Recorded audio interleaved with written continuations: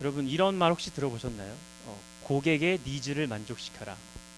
어떤 뜻이냐면 need라는 영어 단어는 우리말로 번역하면 필요, 요구 이런 정도로 생각해 볼 수가 있는데요. 고객의 그런 필요와 요구를 만족시켜라 이 말은 마케팅 분야에서 아주 중요한 원칙 중에 하나입니다. 고객이 자신들의 물건을 사거나 어떤 서비스를 이용하고 나서 그것에 만족을 하지 못하면 다시는 그 고객이 돌아오지 않기 때문이죠. 그렇기 때문에 마케팅 분야에서 고객의 요구를 만족시켜라는 것은 가장 먼저 해결돼야 될 문제이기도 합니다. 여러분은 어떨 때 만족을 하시나요? 우리가 어떤 음식점에 가거나 어떤 물건을 살 때 그것이 나의 필요에 합당하게 쓰여지거나 나의 요구를 충분히 채워졌을 때 우리는 만족감을 느끼곤 합니다. 이렇게 우리가 어떤 요구를 채워주기 위해서는 그 사람이 무엇을 필요로 하는지 잘 파악해야 한다는 뜻이기도 합니다. 만약에 어떤 사람이 아주 더운 나라에 가서 겨울옷 장사를 한다면 어떻게 되겠습니까? 일주일도 못 가서 망하겠죠. 그만큼 우리가 다른 사람이 무엇을 필요로 하는지 잘 파악하는 것은 단순히 마케팅뿐만이 아니라 우리가 인간관계를 하는 데 있어서도 아주 중요한 사안입니다.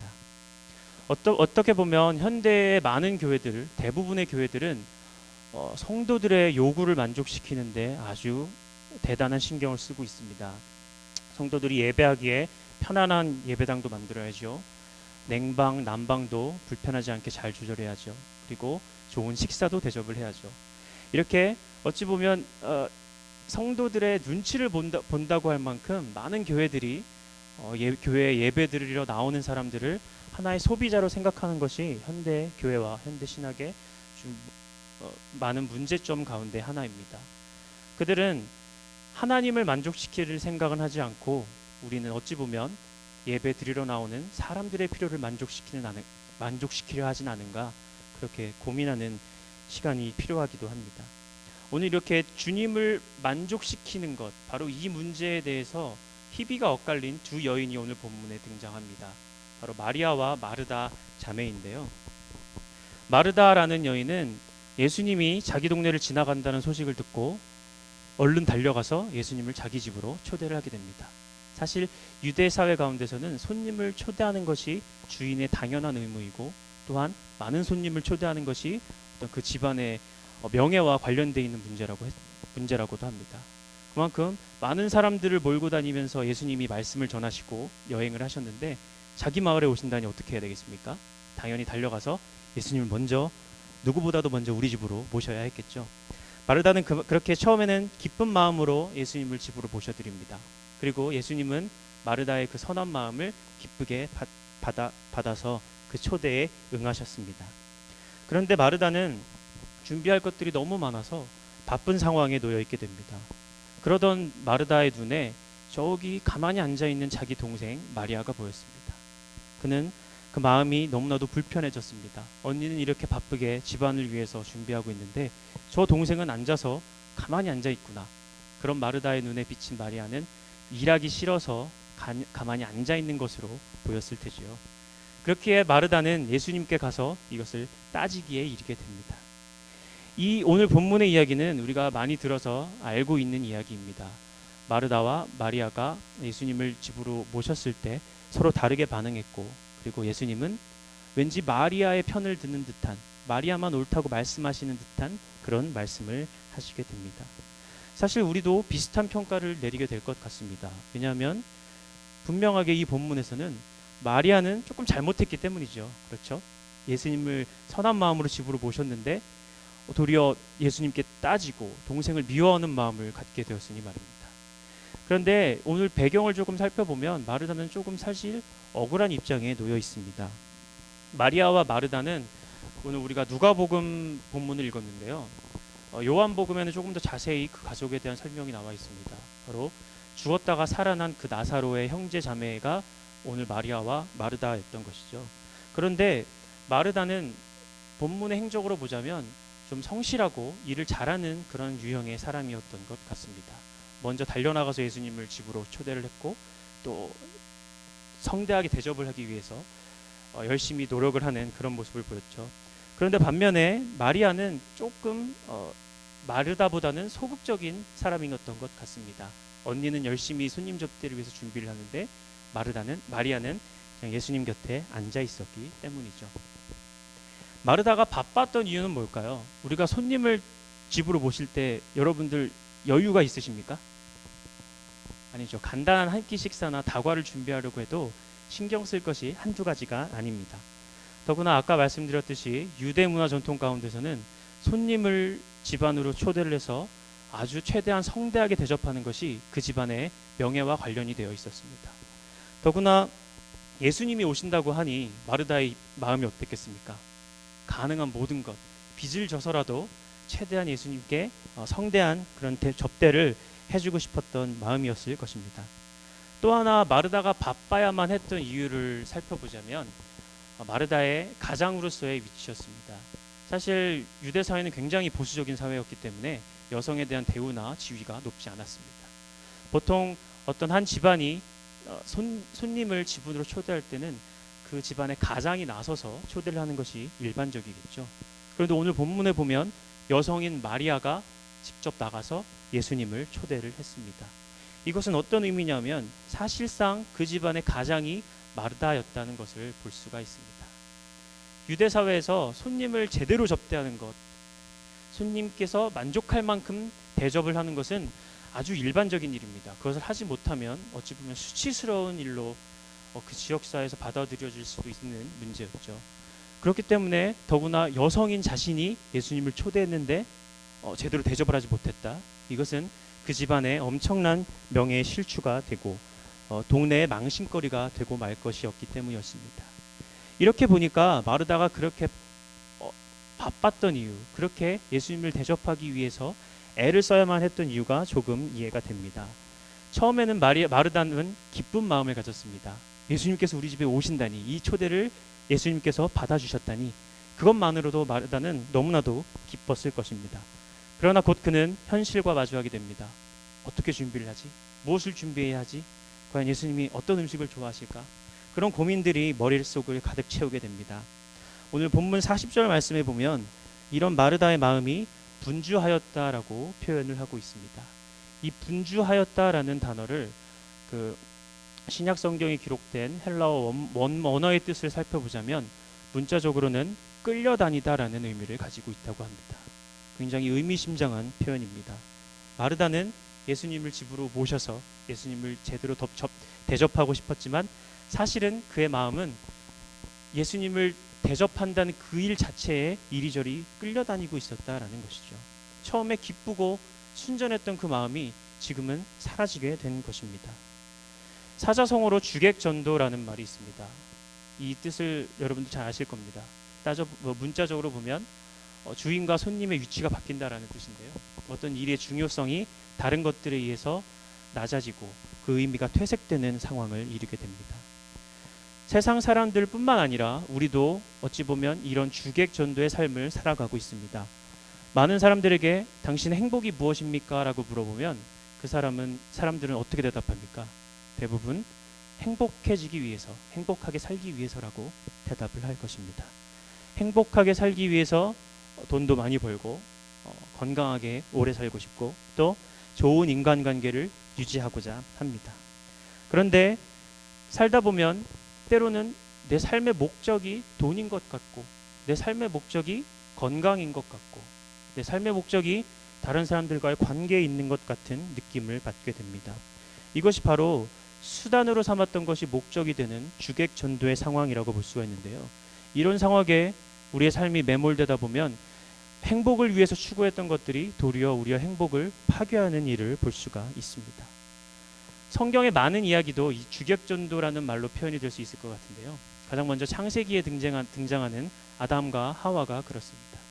그들은 하나님께서 아담과 하와를 창조하시고 에덴 동산에 하나님의 동역자로 세우셨습니다. 그런데 그들은 하나님을 대신하고 싶었고 하나님을 대신해서 에덴 동산의 주인이 되고 싶어 했습니다. 또한 예수님께서는 하나님과 좋은 관계를 유지하기 위한 신앙생활을 자체가 목적이 되어버린 유대교 종교 지도자들에게 아주 강한 비판을 하시기도 했습니다. 마르다의 그런 처음에 가졌던 기쁘고 선했던 그런 마음이 이제는 주객이 전도가 돼서 동생을 향한 분노와 또 그것을 그냥 두고 보시는 예수님께 대한 원망으로 바뀌게 된 것입니다. 사실 신앙생활에 열심이다라고 우리가 생각을 했을 때 보면 어떻게 생각하게 됩니까? 교회에 열심히 출석을 하고 교회 모든 일에 적극적으로 앞장서서 일을 열심히 하는 모습으로 연상하기가 쉽습니다. 그런데 그런 사람일수록 오늘 마르다가 처했던 이런 상황에 놓이기 쉽다는 것을 우리는 기억해야 합니다. 가끔 보면 우리는 우리의 마음이 굉장히 기쁘고 하나님께서 기뻐하실 것 같죠. 그런데 그것에 너무 집착을 하다 보면 내 마음이 어느샌가 하나님을 앞서게 됩니다. 내 마음이 어느샌가 하나님께서 나에게 필요로 하시고 요구하시는 것에 관심을 두지 않게 됩니다. 그럴 때 우리는 다른 사람과 나를 비교하게 되고 다른 사람을 미워하고 정죄하게 되며 때로는 그에게 분노를 표출하게 되기도 합니다. 바로 이렇게 마르다의 상황과 또한 그렇게 수단이 목적이 되기 쉬운 우리의 삶의 모습들을 살펴보면 오늘 본문의 말씀을 조금 더 이해하기 쉬울 것 같습니다. 본문의 말씀은 단순히 일하는 사람과 말씀 듣는 사람 둘 중에 누가 옳으냐에 관한 문제가 아닙니다. 열심히 섬기는 일과 그리고 말씀 듣는 일 두 가지 모두 신앙생활에 있어서는 중요한 일입니다. 왜냐하면 우리가 열심히 봉사하고 하나님 나라의 일에 참여함으로 인해서 우리의 신앙 또한 성장하기 때문이죠. 이것은 양자택일의 문제가 아니라 어떻게 그 두 가지를 다 잘 수행할 수 있을까에 관한 문제여야 합니다. 마르다는 열심히 하려고 했지만 그의 마음은 그의 뜻대로 되지 않았습니다. 열심히 해서 예수님과 제자들이 정말로 자기 집에 와서 좋은 음식을 드시고 푹 쉬고 가서 다시 열심히 복음을 전할 수 있도록 돕는 일이라고 생각을 했지만 실제로 그 일에 부딪혀서 하다 보니 자신의 마음이 분주해졌고 그 일 자체에 자신의 마음이 끌려다니는 상황을 맞게 되었습니다. 이것은 예수님이 기뻐하시는 모습이 아니었던 것입니다. 그래서 예수님께서는 41절에 이렇게 말씀하십니다.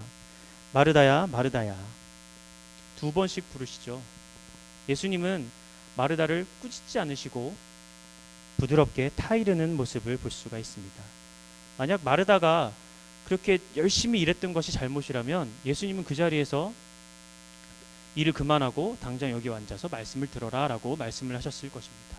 그러나 예수님은 그렇게 하지 않으시고 꾸중하지도 않으시고 도리어 타이르는 모습을 보여주시고 계십니다. 이 뜻은 무엇이냐 하면 바로 예수님께서는 그 마르다의 마음을 누구보다도 잘 이해하고 계셨다라는 뜻입니다. 예수님께서는 마르다가 예수님을 자기 집으로 초대한 그 사실 자체만으로도 그 마음이 너무나도 갸륵하고 고마우셨을 것입니다. 그런데 그런 마르다가 자신의 일에 휘둘려서 저렇게 처음의 마음을 잊어버리는 것을 보니 너무나도 안타까우셨을 겁니다. 그리하여 예수님께서는 41절과 42절 전반부에 이렇게 말씀하십니다. 내가 많은 일로 염려하고 근심하나 몇 가지만 하든지 혹은 한 가지만이라도 족하니라. 예수님은 먼저 마르다의 염려와 근심, 마르다가 지금 근심하고 염려하는 것들을 이해해 주는 모습을 보여주십니다. 이것은 바로 어떤 의미냐면 우리가 나눴듯이 예수님께서는 마르다의 그 마음 자체로 이미 기쁘게 받으셨다는 의미입니다. 많은 일로 염려하고 마르다는 근심하는 모습을 보였지만 예수님께서는 많이 할 필요 없고 한 가지만 해도 족하다라고 말씀하셨습니다. 이 말씀은 우리가 두 가지 차원에서 이해해 볼 수가 있는데요. 먼저는 마르다의 그 섬기려는 마음을 예수님께서는 이미 충분히 받으셨고 기뻐하셨다라는 의미입니다. 사랑하는 성도 여러분, 우리는 마르다의 이야기를 통해서 우리의 모습을 한번 되돌아보게 됩니다. 우리가 손님을 하나 접대하려고 해도 신경 쓸 것이 얼마나 많습니까? 그런데 이렇게 복잡한 현대사회를 살아가는 우리가 하루하루에 신경 쓸 것들이 얼마나 많습니까? 그것에 신경을 쓰다 보면 우리는 때로 주님을 잊고 살 때도 많고 때로는 우리의 욕심과 같이 되지 않는 것들을 주님께 원망하기도 합니다. 그런데 주님께서는 우리가 주님을 섬기고자 하는 그 마음을 가지는 것을 누구보다도 잘 알고 계십니다. 우리가 그런 마음을 가지기만 해도 주님께서는 이미 기뻐하신다는 사실을 오늘 우리 본문을 통해서 우리가 삶을 통해서 기억하였으면 좋겠습니다. 마르다의 마음을 주님께서는 이미 기쁘게 받으셨습니다. 그러나 그것만으로는 부족했죠. 마르다의 마음이 처음에 그 기쁘고 감사한 마음을 놓쳐버렸기 때문입니다. 바로 섬김의 열매를 맺지 못한 상태라고 우리는 마르다의 상황을 볼 수가 있습니다. 바로 여기서 그 예수님께서 말씀하셨던 한 가지만으로 족하니라라는 것의 두 번째 의미를 발견하게 됩니다. 42절 후반부에서 예수님은 마리아를 그렇게 점잖게 타이르신 후에 마리아에 대해서 말씀하십니다. 마리아는 이 좋은 편을 택하였으니 빼앗기지 아니하리라. 마르다가 예수님을 섬기려고 하는 그 마음이 너무나도 귀하고 소중하고 예수님께서 기뻐 받으셨지만 그거보다 더 좋은 편이 있다. 그거보다 더 중요한 것이 있다라고 말씀하고 계십니다. 사실 마리아도 그 집안의 구성원으로서 마땅히 언니를 도와서 손님 접대를 준비해야 할 의무와 책임이 있을 것입니다. 그러나 그는 그 자리에서 오신 예수님께 말씀 듣는 것을 택하였습니다. 다른 사람들이 보자면 마리아는 이기적이고 눈치가 없는 그런 철없는 동생으로 비춰질 것입니다. 그러나 그런 마리아를 보고 예수님은 네가 더 좋은 것을 택하였다라고 칭찬하는 말씀을 하고 계십니다. 만약 마리아가 그냥 일하기 싫어서 언니 도와주기 싫어서 그냥 그 자리에 앉아서 말씀 듣는 척을 하고 있었다면 예수님께서는 그 마음을 꿰뚫어 보셨을 것입니다. 본문과는 다른 방식으로 말씀을 하셨겠죠.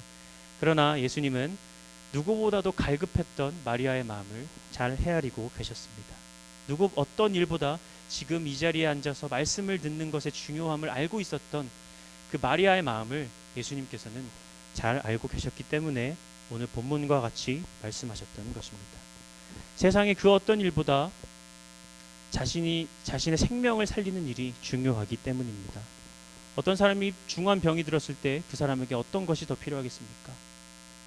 돈이나 귀한 물건, 진수성찬이 필요하겠습니까? 그에게는 어서 빨리 치료받는 것이 중요합니다. 우리도 마찬가지로 우리의 영혼이 사망 가운데 있는 것 같고 우리의 죄 가운데 있는 모습들이, 우리의 삶의 모습들이 너무나도 절망스럽고 좌절스럽고 느껴질 때 우리는 구원을 찾게 됩니다. 그리고 우리는 그 구원을 예수 그리스도의 이름 안에서 찾았음을 기억하시기 바랍니다. 겉으로 보면 마르다는 더 열심히 섬긴 사람입니다. 마르다가 더 좋은 신앙을 가지고 있는 것처럼 보입니다. 그러나 그에게는 한 가지가 빠져 있었는데 바로 말씀을 사모하는 마음, 말씀을 자기 삶 가운데 중심에 두는 것이 빠져 있었다라는 것을 오늘 우리는 예수님의 말씀을 통해서 깨달을 수가 있습니다. 예수님이 만족하시는 것은 좋은 식사를 대접받고 편안한 잠자리를 제공받는 것이 아니라 바로 마르다의 중심에 하나님의 말씀이 굳게 자리하고 있는 것이었습니다. 마리아의 마음에 하나님의 말씀이 있었다면 마르다는 자신이 처음에 가졌던 섬기려는 마음, 귀하고 소중한 마음이 어느새 없어졌다라는 것을 금세 알아차릴 수 있었을 것입니다. 그리고 이리저리 일들에 끌려다녔던 자신의 모습을 돌아보고 금세 말씀을 중심으로 균형을 잡을 수 있었을 것입니다. 그리고 나서는 저렇게 앉아있는 동생을 보아도 그가 말씀을 듣고 있다는 사실에 더욱 기뻐하며 자신이 힘을 내서 열심히 손님을 준비하는 일에 더욱더 기쁨과 감사로 봉사할 수 있었을 것이겠죠. 이것이 바로 주님이 마르다를 통해서 기뻐하시기를 원했던 그런 모습이었다라고 우리는 생각해 볼 수가 있습니다. 예수님은 같은 맥락에서 오늘 우리가 살펴본 누가복음 12장에서 이렇게 말씀하십니다. 22절입니다. 너희 목숨을 위하여 무엇을 먹을까? 몸을 위하여 무엇을 입을까? 염려하지 말라. 그리고 29절에서는 이렇게 또 말씀하십니다. 심지어 그것들을 구하지도 말라라고 제자들에게 말씀하고 계십니다. 그럼 우리가 필요한 것은 무엇일까요? 우리가 먼저 구해야 될 것은 무엇일까요? 예수님께서 31절에서 다만 너희는 그의 나라를 구하라라고 말씀을 하십니다. 이 말씀의 뜻과 오늘 본문을 연결시켜서 보자면 우리의 삶의 모든 영역이 하나님 말씀을 중심으로, 즉 하나님 나라에 대한 소망을 중심으로 이루어져야 한다는 것을 우리는 깨달을 수가 있습니다. 오늘 마르다와 마리아의 이야기를 통해서 우리는 두 가지 신앙의 모습들을 발견하게 됩니다. 첫 번째는 마르다처럼 우리는 신앙적으로 열심히 섬기려고 하면서도 너무나도 분주한 삶을 살고 있다는 것입니다. 그리고 이 분주한 삶에 우리의 처음에 가졌던 그런 순수한 마음이 사라지게 되면 예수님은 그것을 더 이상 기뻐하지 않으신다라는 사실입니다. 그리고 사실 우리의 모습을 회개를 해보자면 우리는 주님께서 그다지 기뻐하시지 않는 일에 집착할 때가 너무나도 많습니다. 우리 자체의 행위에 집착을 하고 예배를 가서 진정으로 하나님을 우리의 마음속에 모시는 것보다 예배 출석을 목적으로 삼고, 또한 다른 사람을 돕는다고 하면서도 다른 사람들에게 칭찬을 받으려고 선행을 하는 우리들의 모습을 보면서 우리에게는 정말로 중요한 것이 빠져 있음을 종종 느끼게 됩니다. 행위에 집착을 하게 되면 그것이 오늘 예수님께서 신약 성경에서 유대교 지도자를 향하여 회칠한 무덤이라고 비판하시듯이 우리는 허울 좋은 종교인의 모습에 그치고 말 것입니다. 그들은 교만하고 다른 사람을 미워하고 그들을 우리의 입으로, 우리의 기준으로 정죄합니다. 그리고 하나님께 온전히 집중하지 못하는 그런 삶을 살게 됩니다. 물론 우리는 마리아처럼 말씀을 사모하는 모습도 우리의 신앙의 모습들 가운데 있습니다. 그러나 우리를 냉정하게 돌아보자면 우리는 그저 우리가 필요로 하고 내가 듣고 싶은 말씀만 필요로 하고 있진 않은가 하고 반성을 하게 됩니다. 우리가 말씀을 사모하고 말씀을 찾아 헤매는 것이 그저 순간의 위로나 위안에 그치는 수준이라면 우리는 그저 일하기 싫어서 언니를 피해서 예수님 곁에 앉아 있었던 그런 마리아가 될지도 모르는 모습입니다. 사랑하는 성도 여러분, 오늘 본문 말씀을 통해서 우리는 이것을 깨닫기 원합니다. 우리의 삶의 중심에 하나님 말씀을 모시기를 원합니다. 우리의 말씀을 우리 중심에 모신다는 뜻은 바로 우리의 삶의 목적인 하나님과 이웃을 사랑하는 것을 잊지 않도록 도와줍니다. 그리고 주객전도의 삶을 살아갔던 우리가 더 이상 수단과 목적을 혼동하지 않도록 우리를 균형을 잡게 해줍니다. 그리고 우리의 삶의 모든 영역이 주님의 귀한 뜻 안에서 세상으로 뻗어나갈 수 있도록 도와줍니다. 주님이 만족하시는 바로 한 가지는 바로 우리의 말씀을 우리 삶의 중심에 두고 우리의 모든 생각과 모든 행동이 주님의 뜻에 맞춰서 사는 것입니다. 이것을 사도 바울은 고린도전서 10장 31절에서 이렇게 이야기합니다. 너희는 먹든지 마시든지 무엇을 하든지 다 하나님의 영광을 위해서 하라. 우리의 모든 생각과 행위의 기초를 하나님의 말씀에 두는 것, 하나님 나라의 소망에 두는 것, 바로 그것이 그리스도인의 거듭난 삶입니다. 바로 그것이 예수님께서 우리에게 바라시는 우리의 삶을 통해서 단 하나 만족하실 수 있는 그런 주님의 제자된 삶임을 우리는 모두 기억하시기를 바랍니다. 오늘 말씀을 통해서 마르다와 마리아의 삶을 보았습니다. 우리의 모습을 오늘 한 주간 동안 돌아보기를 원합니다. 우린 그동안 너무나도 세상적인 것들에 끌려다니고 있지 않았는지, 너무나도 우리가 우리의 신앙적인 모습에 집착하지 않았는지 뒤돌아보기를 원합니다. 그리고 과연 우리의 마음속에는 하나님의 말씀이 가장 내 중심에 자리 잡고 있는가, 그리고 그런 나의 모습을 통해서 하나님께서 기뻐하시고 만족할 수 있을 것인가. 우리 모두 주님께서 만족하시는 하나님의 말씀을 가슴에 품고 주님의 사랑을 우리의 삶을 통하여 우리의 모든 생각과 행위가 주님의 말씀을 통하여 이루어지는 그런 자녀된 삶을 살아가는 모두가 되기를 주님의 이름으로 축복합니다. 기도하겠습니다.